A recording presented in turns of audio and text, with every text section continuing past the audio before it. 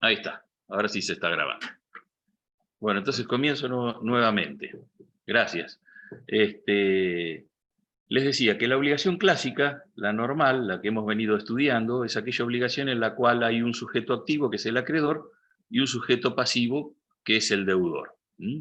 Esto es lo que ocurre en la mayoría de los casos. Pero existen otros supuestos en los cuales o hay varios acreedores o hay varios deudores o hay varios de ambas partes, o sea, hay varios acreedores y varios deudores. Estas obligaciones, en las cuales hay varios sujetos, ya sea de un lado o de otro o de ambas partes, se denominan obligaciones de sujeto plural. Las obligaciones de sujeto plural se pueden clasificar en base a dos criterios. Un primer criterio está referido a la naturaleza del objeto o a la naturaleza de la prestación que involucra la obligación de sujeto múltiple. Y un segundo criterio las clasifica conforme la naturaleza del vínculo que une a las partes entre sí. Según la naturaleza de la prestación o del objeto, las obligaciones se clasifican en divisibles o indivisibles.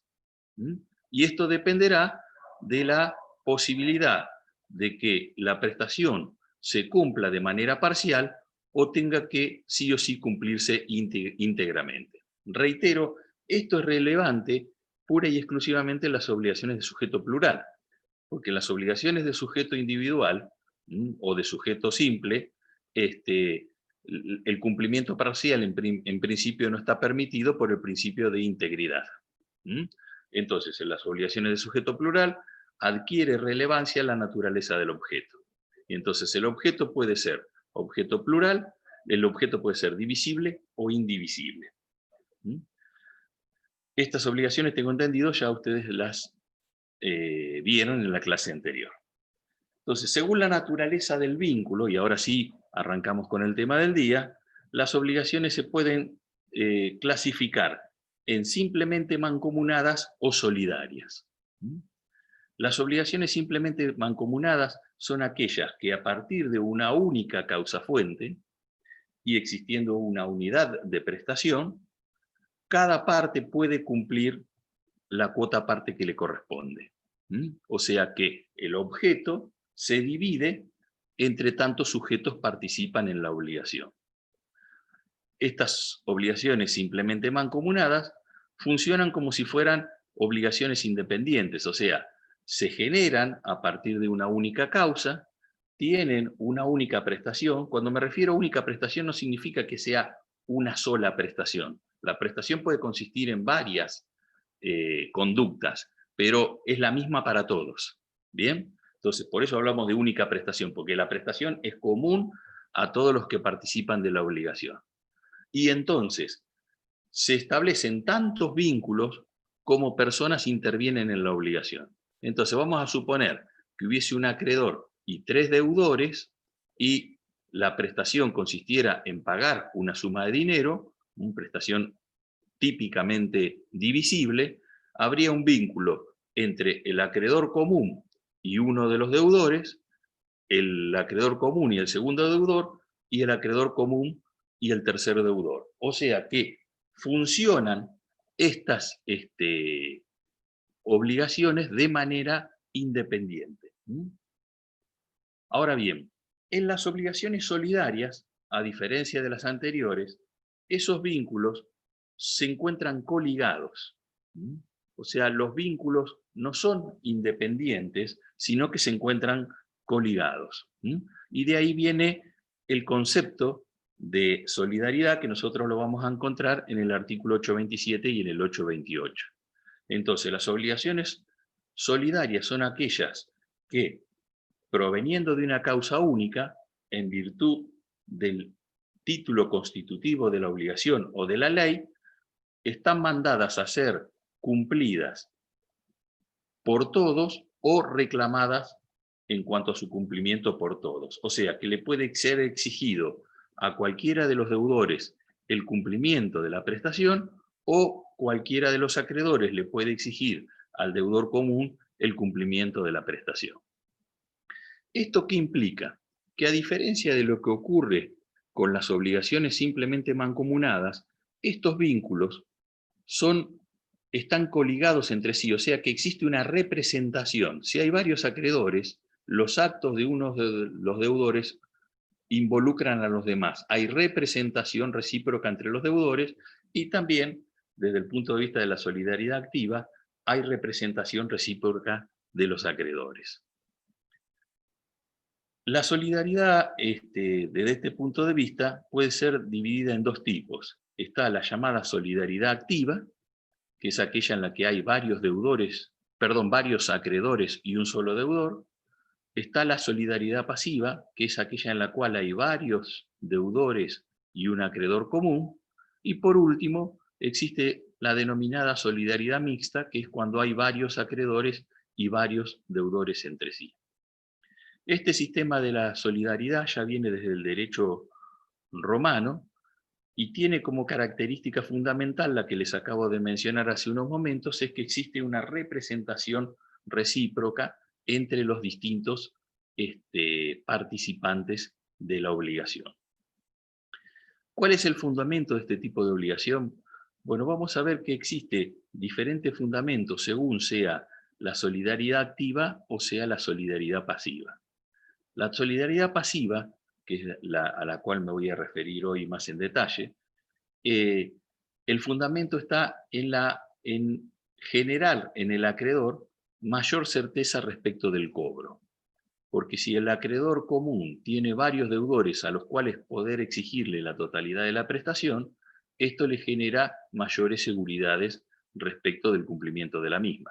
Entonces no es lo mismo tener un solo deudor que tener varios deudores que estén obligados al cumplimiento total de la prestación. Entonces, generalmente, el fundamento de este tipo de solidaridad es facilitar el derecho al cobro del acreedor.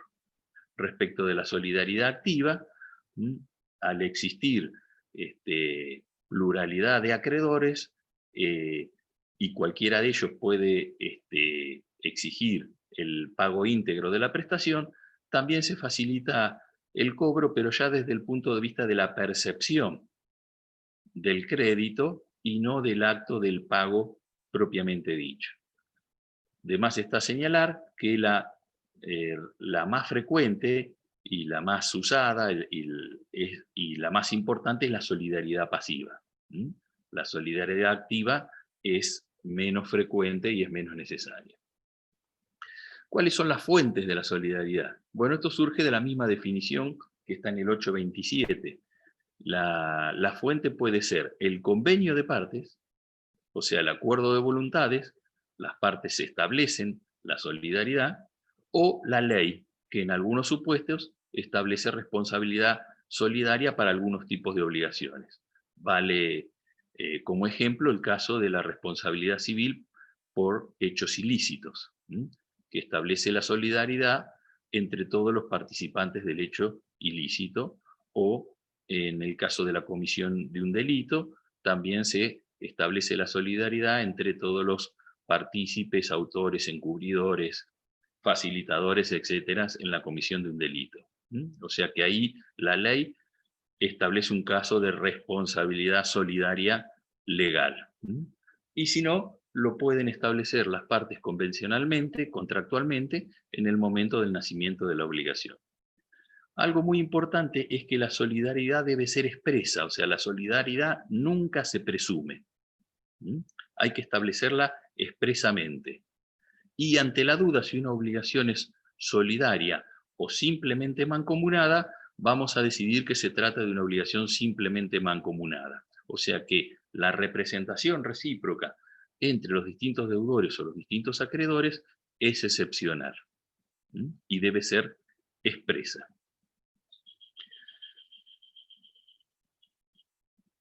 ¿Cuáles son los efectos que provoca la solidaridad?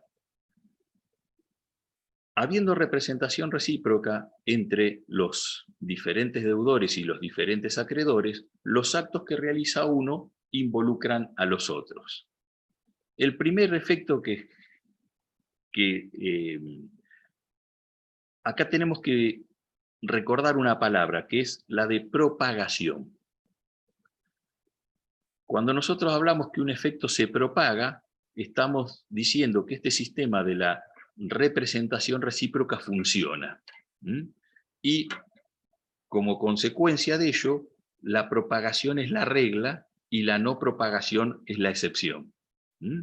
Entonces, hay determinados efectos o determinados actos que pueden realizar ya sean los deudores comunes como los acreedores comunes, que propagan sus efectos, o sea, afectan a los demás.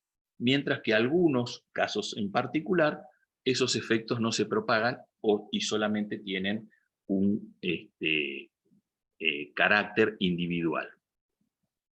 Entonces, vamos a analizar las posibles conductas que pueden asumir las partes en el curso de la existencia de la obligación, y vamos a ver cuáles de esas conductas propagan sus efectos y cuáles no. En lo que hace a los medios de extinción, el pago, que es el medio de extinción clásico de las obligaciones, propaga sus efectos. O sea que si uno de los deudores paga al acreedor común, la obligación se extingue para todos. A la inversa, si habiendo varios acreedores, el deudor común le paga a uno de ellos, todos los otros acreedores quedan desinteresados. O sea, la obligación se extingue para todos. Esto que ocurre con el pago también se traslada a otros medios extintivos. La compensación también propaga los efectos. Ustedes saben que, no sé si todavía no hemos llegado a los medios de la extinción, pero la compensación es cuando dos partes reúnen recíprocamente la calidad de acreedor y deudor al mismo tiempo. En ese caso, ambas obligaciones se extinguen hasta el monto de la menor. Ya lo vamos a analizar más adelante. Pero la compensación propaga los efectos. También propaga los efectos la dación en pago, que produce el mismo efecto que el pago, la novación, que implica la extinción de una obligación para la creación de una nueva, y también la renuncia, cuando el acreedor renuncia respecto de uno de los deudores al cobro de su crédito. Esta renuncia implica la extinción de la obligación para todos. ¿Por qué? Porque la renuncia, al igual que el pago, la compensación, la novación y la dación en pago, propaga sus efectos. Hay otros medios extintivos que no propagan los efectos. Por ejemplo, la confusión. La confusión se da cuando desaparece el carácter bilateral que tiene que tener la obligación. ¿Por qué? Porque se reúnen en una misma persona la calidad de acreedor y de deudor al mismo tiempo. Esto ocurre cuando, por ejemplo, fallece el acreedor y lo hereda el deudor, o a la inversa, fallece el deudor y lo hereda el acreedor, o cuando a partir del mecanismo de la cesión de créditos o de la cesión de deudas, en un determinado momento se reúnen en la misma persona la calidad de acreedor y deudor al mismo tiempo.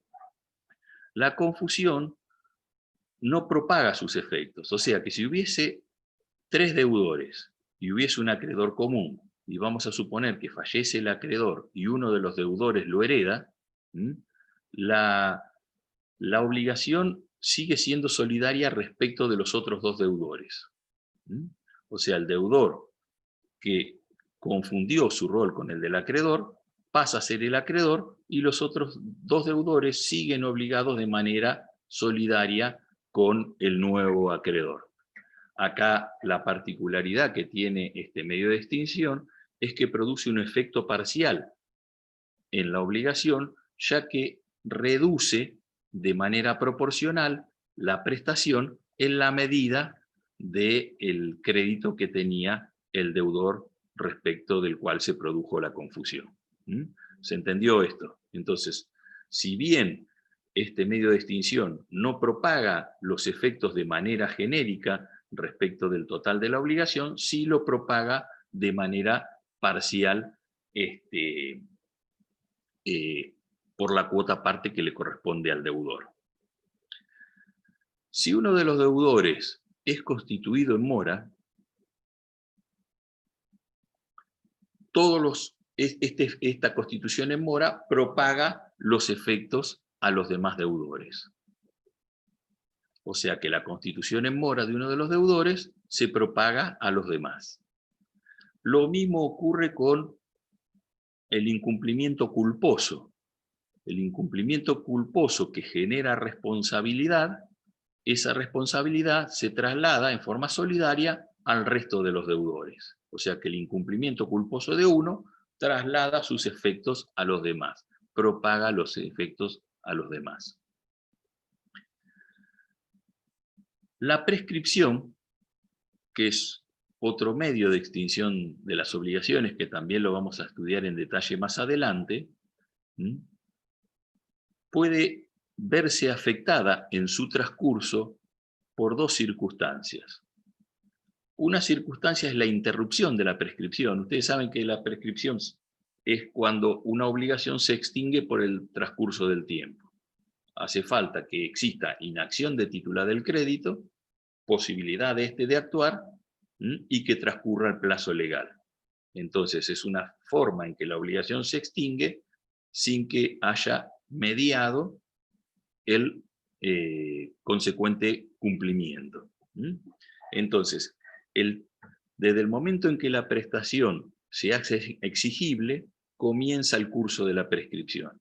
Y una vez que ocurre el plazo establecido por la ley para que el acreedor ejerza sus acciones, la obligación se considera prescripta o se considera extinguida, con algunas particularidades que vamos a estudiar más adelante cuando veamos el instituto de manera específica. Pero por ahora les basta con saber esto. Ese proceso de tiempo que va desde que el plazo de prescripción comienza hasta que finalmente ocurre, si se produce la prescripción respecto de uno de los deudores, se propaga los efectos respecto de los demás.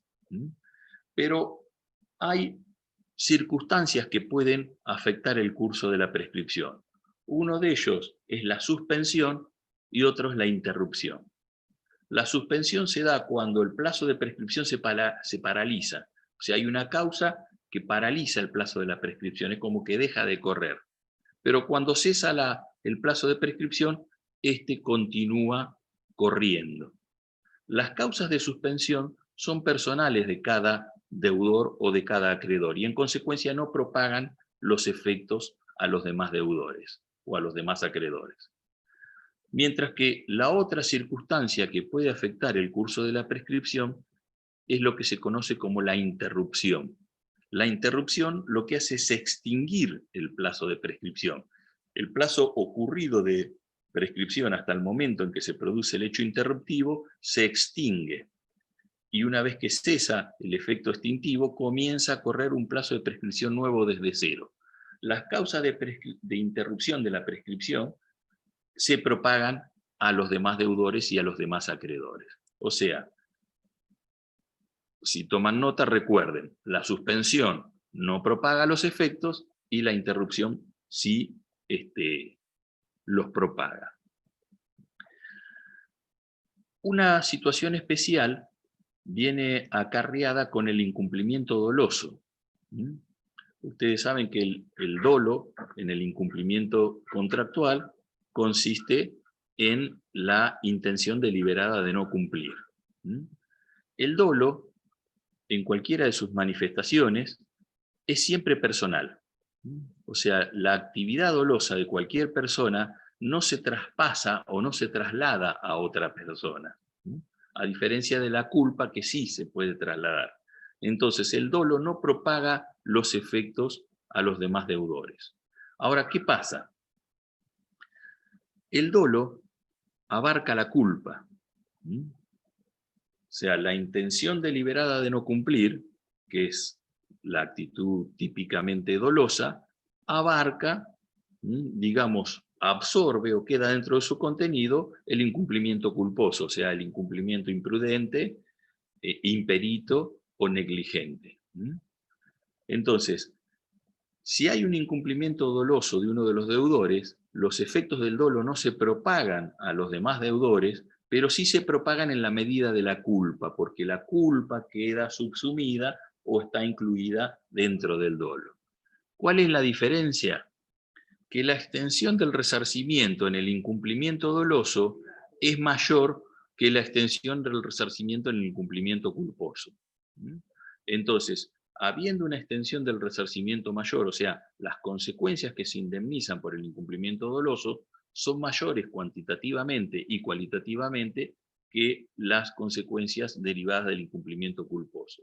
Entonces, si hay un incumplimiento doloso de uno de los deudores, todos van a responder de manera solidaria en la medida de las consecuencias derivadas de la culpa, pero de las consecuencias particulares producidas por el incumplimiento doloso, solamente va a responder el deudor que actuó de esta manera. Por eso decimos que el dolo no se propaga. Otra cuestión que tenemos que analizar es qué pasa si se produce un juicio entre un proceso judicial entre el acreedor común y uno de los deudores. Entonces, en este caso, la sentencia que se dicte en este proceso y que recaiga en calidad de cosa juzgada, no va a ser oponible a los demás deudores. ¿Por qué? Porque acá la representación no opera porque hay un principio constitucional involucrado, que es el principio de defensa en juicio. El artículo 18 de la Constitución Nacional dice que nadie puede ser condenado sino en virtud de juicio previo fundado en una ley anterior al hecho investigado. Entonces, se violaría el principio constitucional de defensa del juicio si en un proceso en el cual está involucrado el acreedor común con uno de los deudores se dicta sentencia y esa sentencia fuese oponible a los demás deudores. Pero, ¿qué pueden hacer los otros deudores? Si la sentencia recaída en ese proceso les resulta beneficiosa, sí pueden oponerla, porque el acreedor participó. Entonces, no puede serles opuesta a los deudores que no participaron, pero sí puede ser invocada por aquellos que no participaron. Recordemos, no se los dije al principio, que el acreedor, en su derecho al cobro, puede dirigir su acción contra cualquiera de los deudores, y lo puede hacer de manera individual, de manera conjunta o de manera sucesiva. Esa elección de a quién demanda el acreedor la realiza, el acreedor la realiza él mismo conforme a sus facultades. Normalmente, ¿qué hacemos nosotros los abogados? Si viene un cliente, un acreedor, para que iniciemos un proceso en el cual se encuentran involucrados solidariamente varios deudores, demandamos a todos al mismo tiempo. ¿Para qué? Para no tener que después iniciar un nuevo proceso contra otros deudores. Entonces, salvo que a veces ocurre que alguno de los deudores esté ausente o sea difícil de notificar, entonces para no dilatar el proceso en el tiempo, preferimos seguir el proceso contra aquellos que podemos ubicar fácilmente y eventualmente, si no obtenemos el cobro de la prestación de esto, ampliaremos en el futuro la demanda contra los otros deudores. Pero bueno, lo que ustedes tienen que tener presente es que la cosa juzgada no propaga sus efectos a los demás deudores, pero sí la pueden invocar aquellos que no participaron. Lo mismo ocurre con otro de los medios extintivos que me olvidé de enumerar hace un rato, que es la transacción. Pero por diferente fundamento que el que se utiliza para la cosa juzgada. La transacción es cuando, a partir de un acuerdo de voluntades, las partes, haciéndose concesiones recíprocas, extinguen obligaciones litigiosas o dudosas. La vamos, al igual de lo que dije respecto de los otros medios extintivos, la vamos a estudiar en detalle más adelante. Pero por ahora ustedes tienen que saber que es una forma de extinguir obligaciones a partir de un acuerdo de voluntades formulados por las partes en las cuales las mismas se realizan concesiones recíprocas. Concesiones recíprocas, ¿qué quiere decir? Que cada una resigna una parte de su prestación. Entonces, la transacción tiene como naturaleza jurídica la de un contrato. Es un acuerdo de voluntades destinado a arreglar los derechos de las partes. Y como todo contrato, rige por el principio de relatividad. O sea que los acuerdos de voluntades solo tienen efectos entre las partes que las participan. Y no pueden perjudicar o involucrar a terceros. En consecuencia, la transacción no propaga sus efectos a los demás deudores. O sea, si el acreedor común realiza una transacción con uno de los deudores, esto no se propaga a los demás deudores. Acá Florencia me dice de manera plural, conjunta y qué más, o sucesiva. O sea, el acreedor puede demandar a todos los deudores al mismo tiempo, o puede demandar a uno primero y luego puede demandar a otro y así sucesivamente. Entonces, les decía, la transacción no propaga los efectos a los demás deudores, pero a diferencia de lo que ocurre con, digamos, al igual de lo que ocurre con la cosa juzgada, la transacción sí puede ser invocada por aquellas que no participaron. O sea, los deudores que no participaron en la transacción, si les resulta favorable, la pueden invocar. Precisamente porque ahí no se produce una violación al principio de relatividad de las obligaciones contractuales, ya que el acreedor sí participó de la transacción conjuntamente con uno de los deudores. Aparte de la palabra propagación, que ustedes ya saben qué significa, y ya vimos en qué casos los efectos se propagan o no, dentro de lo que es la solidaridad nosotros tenemos que recordar otras palabras. Esas palabras son prevención, contribución y distribución. Prevención, ¿qué significa? La prevención es más propia de la solidaridad activa que de la solidaridad pasiva. Prevenir en derecho es sinónimo de demandar. Bien, entonces, cuando yo digo, yo previne a fulano de tal, no es que no debe utilizarse el sentido coloquial de la palabra, lo previne, le avisé, sino que lo demandé judicialmente. Cuando yo en derecho digo, previne a fulano de tal, es que le inicié una demanda judicial. Entonces, el principio de prevención se da cuando, existiendo varios acreedores, uno de ellos demanda al deudor común. En este caso, ¿qué efecto genera este principio? Que el deudor común pierde su derecho al pago a cualquiera de los acreedores y solamente se va a poder liberar pagándole al acreedor que lo demandó. Eso significa prevención. ¿Qué significa contribución y distribución? Contribución y distribución son la misma cara, son las distintas caras de una misma moneda. O sea, significan lo mismo, nada más que cuando hablamos de contribución hacemos referencia a la solidaridad pasiva y cuando hablamos de distribución nos hacemos referencia a la solidaridad activa. ¿Qué es la contribución? Tomemos como ejemplo una obligación solidaria en la cual existe un acreedor y 3 deudores. Si uno de los deudores paga, como les dije hace un rato, la obligación se extingue respecto de los demás. Bien, ahora, este deudor que pagó y extinguió la obligación favoreciendo al resto, tiene derecho a que el resto de los deudores le paguen la parte que cada uno le corresponde. Porque acá se produce un efecto similar al de la subrogación legal.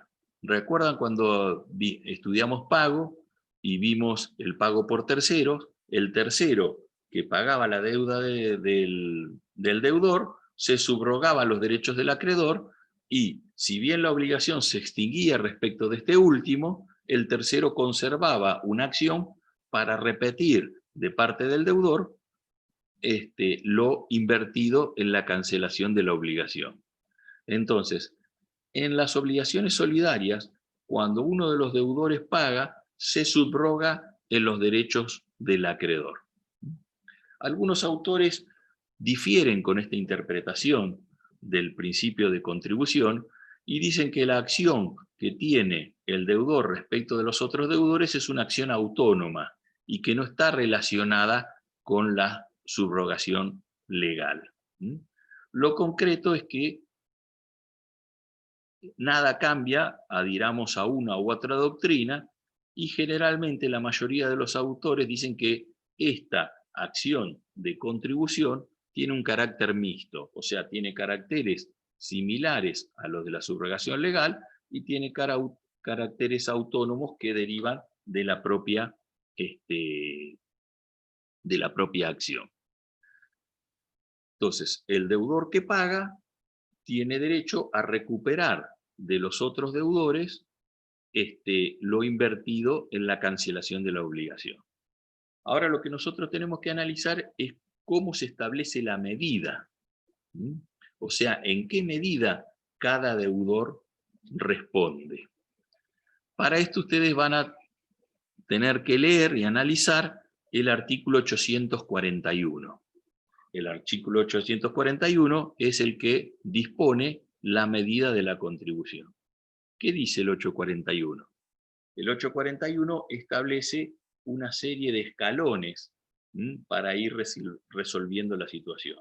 Entonces, en un primer escalón, dice lo que surge del título de la obligación.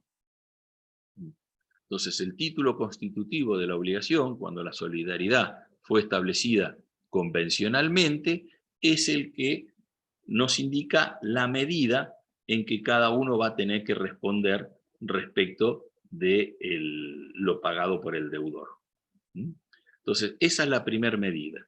Si nada surge del título de la obligación, pasamos al segundo escalón, que nos habla de la causa o de la naturaleza de la obligación o de las circunstancias por las cuales todos están obligados solidariamente.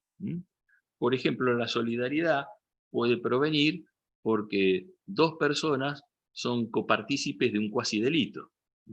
Supongamos que en una esquina colisionan dos automóviles, uno de ellos se sube a la vereda y arruina el frente de un negocio. Entonces, respecto del damnificado, que es el dueño del negocio, él tiene el derecho de reclamarle solidariamente a los dos participantes de la colisión. ¿Por qué? Porque ambos son partícipes del cuasidelito. Y pero la medida de la contribución de cada uno la va a determinar el juez, según la participación que le adjudique a cada uno en la producción del hecho.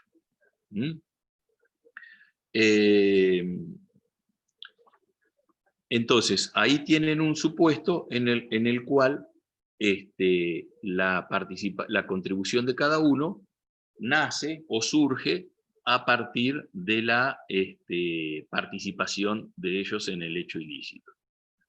El tercer escalón que establece el 841 dice lo que hubiesen convenido las partes entre sí.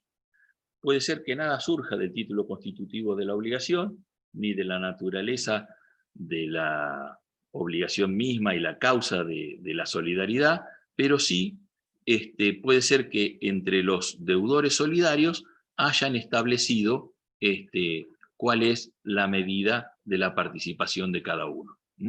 Entonces ahí se va a regir la situación por lo que hayan determinado las partes entre sí. El cuarto escalón nos habla de las demás circunstancias del caso. Este inciso podría no estar, ya que un poco estás remitiendo a lo que dice el inciso segundo. Y por último, si por ninguno de estos mecanismos se puede establecer la medida de la contribución, la deuda se va a dividir en partes iguales entre todos los deudores. Cuando hablamos de distribución, y esto lo van a ver el martes cuando continúen con la solidaridad activa, es lo mismo que la contribución, pero respecto del acreedor que recibe el pago. Acá estamos hablando del deudor que pagó y le reclama al resto de los deudores que contribuyan para absorber el monto total de la prestación en la cuota parte que le corresponde, mientras que en la distribución estamos hablando de un acreedor que recibió la totalidad de la prestación y tiene que distribuir entre el resto de los acreedores la cuota parte que le corresponde a cada uno. Por eso les decía al principio que son distintas caras de la misma moneda y se rigen por los mismos principios y con los mismos alcances del 841. Este tema de la contribución nos lleva a preguntarnos qué pasa si uno de los deudores es insolvente. O sea que el deudor que pagó se encuentra con que uno de los codeudores solidarios es insolvente. ¿Quién absorbe esta insolvencia? En principio, al acreedor la insolvencia de los deudores no lo afecta, porque justamente para eso fue creada la solidaridad pasiva, para que el acreedor tenga acceso al 100% de la prestación sin tener que preocuparse de que alguno de los deudores haya perdido capacidad económica como para enfrentar la misma. Entonces, la insolvencia de uno de los deudores va a ser absorbida, va a ser soportada por el resto de los deudores solidarios. Entonces, yendo al ejemplo que estamos utilizando, un acreedor común, 3 deudores, y vamos a suponer que la prestación sea de 300 pesos. Y esa prestación de 300 pesos, para hacerlo más sencillo, la dividamos en partes iguales. Estableció en el título de la obligación que cada uno debe 100 pesos. Entonces el acreedor común, en virtud del derecho al cobro, le reclama la prestación a uno de los deudores y éste paga los 300 pesos. La obligación queda extinguida respecto del acreedor y ahora el deudor que pagó tiene que recuperar de los otros 2 deudores los 200 pesos que le correspondían a cada uno de ellos. Pero vamos a suponer que el deudor, hablemos de deudor A, deudor B y deudor C, vamos a suponer que el deudor C cayera en insolvencia. Entonces, ¿cómo se soporta esta insolvencia? Se divide entre los otros 2 deudores. En el ejemplo que les estoy dando, el deudor que pagó va a recuperar del deudor B 100 pesos, que era la cuota parte que le correspondía a él mismo, más la insolvencia del deudor C la dividen entre los dos, o sea, va a ser 50 pesos cada uno, o sea que va a recuperar, además de B, 50 pesos. O sea que de los 300 totales que pagó, va a recuperar 150. ¿Por qué? 100 era la cuota parte que le correspondía a él, más 50 que se agregan de la insolvencia de C, que se distribuye entre él y B. Entonces, la insolvencia siempre se distribuye en la medida de la cuota parte de cada uno entre el resto de los deudores.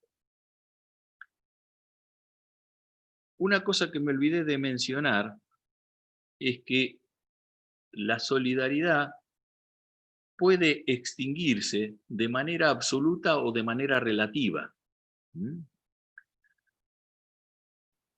Hoy, al principio, cuando les hablé de los medios de extinción que propagaban sus efectos, les mencioné la renuncia. Entonces, si el acreedor común renuncia al cobro del crédito respecto de uno de los deudores, la obligación se extingue, no solo respecto del deudor con el que realizó la renuncia, sino que se propaga los efectos a los demás deudores. O sea, el resto de los deudores también se libera.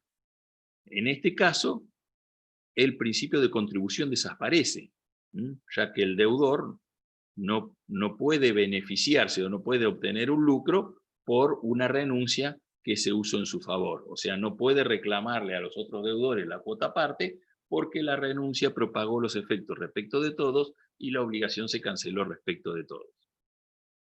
Ahora bien, el deudor el acreedor puede renunciar no al crédito, sino a la solidaridad.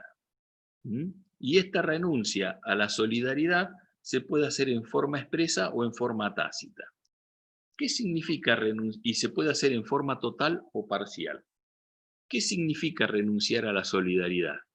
Que el acreedor renuncia a que todos los deudores queden obligados en forma solidaria y acepta que queden obligados de manera mancomunada, o sea, que la deuda se divida entre todos ellos. O sea, que aparece esta pluralidad de vínculos coligados para transformarse en una obligación con vínculos independientes. ¿Mm? Entonces, a diferencia de lo que ocurre en la renuncia como medio extintivo de la obligación, que implica dejar sin efecto el cumplimiento de la prestación, la renuncia a la solidaridad no implica renuncia de la prestación, pero sí renuncia al derecho al cobro total a cada uno de los deudores. Esta renuncia al cobro total a cada uno de los deudores se puede hacer en forma parcial o total. ¿Mm? Vamos a suponer, en el ejemplo que estamos analizando, un acreedor y 3 deudores. El acreedor puede renunciar a la solidaridad respecto de los 3, entonces los 3 quedan obligados en forma mancomunada, o puede renunciar a la solidaridad respecto de uno. En ese caso, los otros 2 quedan obligados en forma mancomunada respecto del acreedor, pero con deducción de la cuota parte que les correspondía al primero. ¿Bien? Hasta ahí me van siguiendo.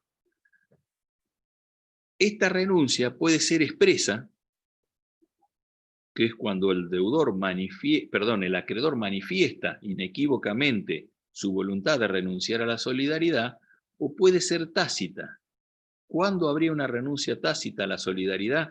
Si uno de los deudores viene y le paga al acreedor su cuota parte y éste voluntariamente acepta ese pago.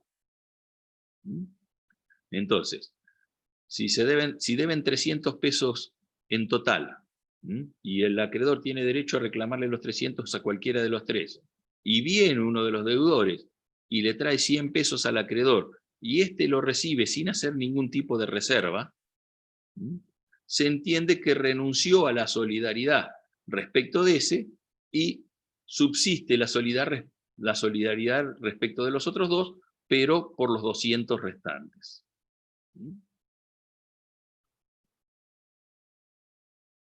Así como la insolvencia de uno de los deudores o de varios de ellos se va a distribuir en forma, en la medida de la contribución entre el resto de los deudores, algo similar ocurre en el caso de que uno de los deudores se presente en concurso o en quiebra. Entonces, la presentación en concurso o quiebra de uno de los deudores no afecta al acreedor común, quien va a poder seguir reclamando la totalidad del crédito al resto de los deudores, pero por otra parte también habilita al acreedor común a verificar su crédito en el concurso o la quiebra del deudor que se encuentra en esta situación. Ustedes me dirán, ¿qué sentido tiene si yo tengo otros 2 deudores a los que le puedo reclamar la totalidad de la prestación, que me tome el trabajo de ir y verificar mi crédito para luego cobrar en moneda de quiebra? Ya vimos algo de estos procesos universales, en un lugar, en un proceso en el que probablemente cobre bastante menos que lo que me correspondía. En ese caso, puede ser que los otros deudores sean absolutamente insolventes y por lo menos presentándome el concurso voy a tener acceso a una parte de la prestación. Entonces ese es el único sentido que puede tener esta verificación del crédito de un acreedor en el concurso de uno de sus deudores solidarios. Bueno, por último, ya terminando con este tema de la solidaridad pasiva, lo que tenemos que analizar es qué ocurre si fallece uno de los deudores. Entonces, recién analizamos el caso de que uno de los deudores caía en insolvencia, o en el caso de que uno de los deudores se presentara en concurso o le decretaran su quiebra. Entonces, ahora la tercera circunstancia que puede ocurrir es que uno de los deudores fallezca. Si uno de los deudores fallezcan, y supongamos tiene herederos, estos herederos pasan a ocupar el lugar del deudor. Entonces, el acreedor común va a poder reclamarle la totalidad del crédito a cualquiera de los dos deudores que siguen vivos, o va a poder reclamarle la totalidad del crédito a los herederos del deudor fallecido. Por supuesto que en el caso de la transmisión de deudas por causa de muerte, esto lo van a ver más adelante cuando estudien sucesiones, rige el beneficio de inventario, o sea que los herederos solamente responden en la medida del patrimonio recibido por la herencia. O sea, cuando fallece una persona, los herederos declarados responden por las deudas del causante, pero solamente en la medida del patrimonio recibido, no responden con su propio patrimonio. Por eso se llama beneficio de inventario, porque durante un tiempo, a partir del fallecimiento del causante, se mantienen separados los patrimonios del causante propiamente dicho y el de los herederos, justamente para evitar que se produzca confusión entre ambos patrimonios y se trasladen deudas del causante a los herederos. Entonces, vamos a suponer que el causante tenía un patrimonio y los herederos tengan que responder. Los herederos responden en forma mancomunada en la medida de sus hijuelas hereditarias. O sea, conforme su participación en la sucesión, responden, acá me dice, todo lo que vimos se aplica solo, sí, la mayoría de las cosas se aplican, de lo que estoy diciendo se aplica a la solidaridad pasiva, pero muchas van a ver que son comunes con la solidaridad activa. El martes, cuando el doctor Lustanó continúe con la clase de la solidaridad activa, van a ver que muchas de estas cosas se repiten. De todos modos, la importante es la solidaridad pasiva, que es la frecuente. La solidaridad activa es menos común, por eso le dejé al doctor Lustanó que hablara de ese tema, que es menos importante, y me reservé para mí que implica una mayor profundidad de conocimiento de la materia. Por favor, no le cuenten al doctor Lustanó que estoy diciendo esto. Entonces, les decía, si fallece uno de los deudores y lo heredan, vamos a suponer, dos hijos, estos siguen siendo deudores solidarios respecto del acreedor, pero su responsabilidad es mancomunada, o sea, solamente va a estar dada en la medida de su cuota parte en la sucesión. Esto parece un enredo, pero si yo ahora les doy el ejemplo numérico lo van a entender mejor. Volvamos al ejemplo de acreedor común, 3 deudores, 300 pesos la totalidad de la prestación. Bien, la cuota parte de cada uno es igual, o sea que cada uno de los deudores debe 100, y esta medida es relevante a la hora de la contribución, no al momento del derecho al pago, del derecho al cobro, ya que el acreedor le puede reclamar la totalidad a cualquiera de los dos. Vamos a suponer que fallece el deudor A, entonces, y lo heredan sus dos hijos, al que llamaremos A1 y A2. Bien, entonces, respecto de la totalidad de la deuda, los 300 pesos, el acreedor común se los puede reclamar a cualquiera de los otros dos deudores o se lo puede reclamar a los herederos del deudor A, le puede reclamar los 300. pero cada uno de ellos solamente va a responder por su cuota parte. O sea que en el caso en que el acreedor le vaya a reclamar a los herederos, ellos van a estar obligados solamente por 150 cada uno. ¿Bien? Porque no responden en forma solidaria, sino en forma mancomunada. En forma mancomunada por la totalidad de la deuda que le pudiesen haber reclamado al causante. Bien, si cada uno paga 150, después tendrán acciones de contribución de manera individual respecto de los otros codeudores según la cuota parte que le corresponda a cada uno. Bien. Bueno, con eso, digamos, agotamos el tema del día. Este tema de las obligaciones solidarias en el Código Civil está dividido en tres partes. Tenemos desde el artículo 827 al 832 disposiciones generales, o sea, que son comunes a la solidaridad activa y a la solidaridad pasiva.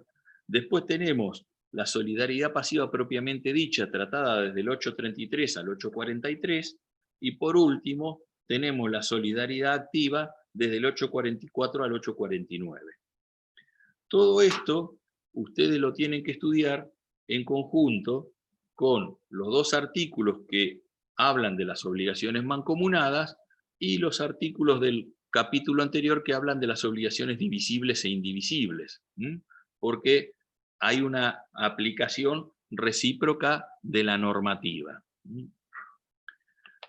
Una última cuestión que ahora estoy recordando y resulta oportuno señalar es cuál es la diferencia que hay entre una obligación mancomunada de objeto indivisible con una obligación solidaria. Entonces, en principio, el acreedor común, en una obligación mancomunada de objeto indivisible, le puede reclamar la totalidad de la prestación a cualquiera de los deudores. Y lo mismo ocurre en la obligación solidaria, o sea que desde este punto de vista no habría diferencia.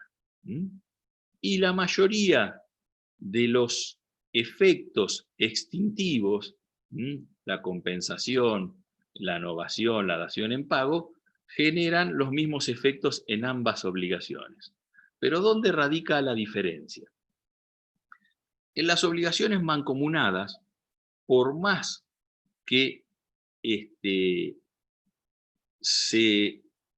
objeto sea indivisible, los vínculos siguen siendo independientes. O sea, el hecho de que el acreedor le pueda reclamar a cualquiera de los deudores el cumplimiento de la totalidad de la prestación no proviene de la naturaleza del vínculo, sino de la naturaleza del objeto. Entonces, si los deudores de una obligación mancomunada, vamos a suponer 3 deudores, tienen que entregar una vaca, el acreedor no le puede reclamar 1/3 de la vaca a cada deudor. Le tiene que reclamar la vaca en su totalidad a cualquiera de ellos. Y cualquiera de ellos que entregue la vaca va a cancelar la totalidad de la prestación respecto de todos ellos. Pero ¿dónde radica la diferencia? Vamos a suponer que la vaca se pierde por culpa de uno de los deudores y la obligación deriva en pagar daños y perjuicios.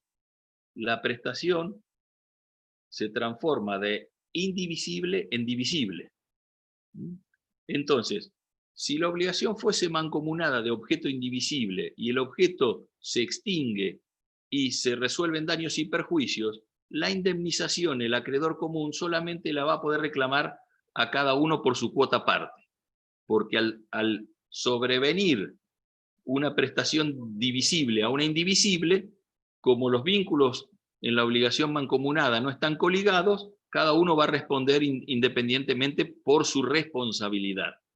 Mientras que en la obligación solidaria, en el mismo caso, si la vaca se pierde y hay que pagar daños y perjuicios, igual el acreedor común puede reclamar la totalidad de la prestación, porque lo que hace que él le pueda reclamar a todos no es la naturaleza de la prestación justamente, sino la naturaleza del vínculo establecido entre los diferentes deudores.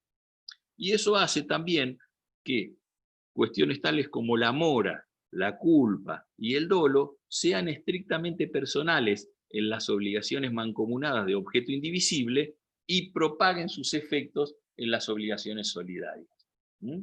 Entonces, eso lo tienen que recordar porque muchas veces es una preguntita de examen. La diferencia que existe entre las obligaciones mancomunadas indivisibles y las solidarias. Bueno, entonces hoy estoy en Tandil, pero este tema de las clases virtuales permite comunicarnos desde cualquier lado, así que esto lo tomo como un progreso, porque pude venir a visitar a mi familia y pude seguir cumpliendo con mis obligaciones respecto de ustedes.